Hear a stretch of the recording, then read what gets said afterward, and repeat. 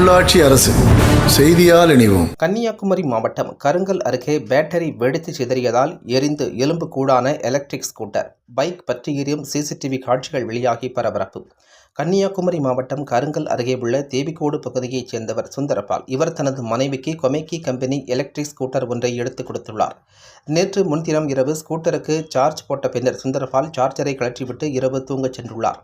அப்போது திடீரென ஸ்கூட்டர் வெடித்து சிதறிய சத்தம் கேட்டு வெளியே வந்து பார்த்தபோது ஸ்கூட்டர் தீப்பிடித்து எரிந்து கொண்டிருந்தது.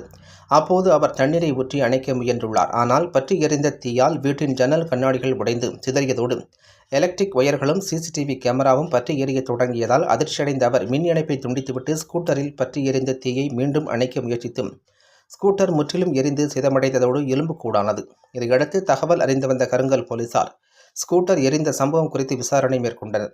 சுந்தரபால் உடனடியாக கொமேக்கி ஸ்கூட்டர் நிறுவனத்திற்கும் தகவல் கொடுத்த நிலையில் ஸ்கூட்டரை வந்து பார்த்த நிறுவன ஊழியர்கள் பேட்டரி வெடித்து ஸ்கூட்டர் எரிந்ததால் கம்பெனி பொறுப்பல்ல என்றும் பொறுப்பற்ற முறையில் பதிலளித்து சென்றதாக கூறப்படுகிறது. இதுகுறித்து கருங்கல் போலீசார் விசாரணை மேற்கொண்டு வருகின்றனர்.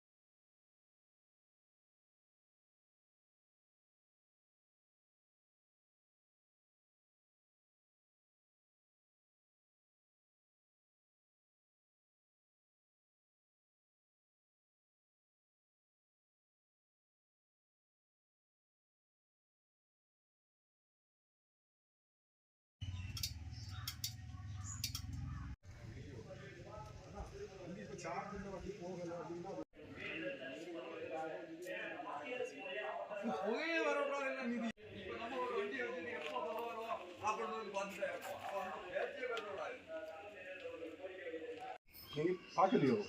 நேற்று இப்போ லாஸ்ட்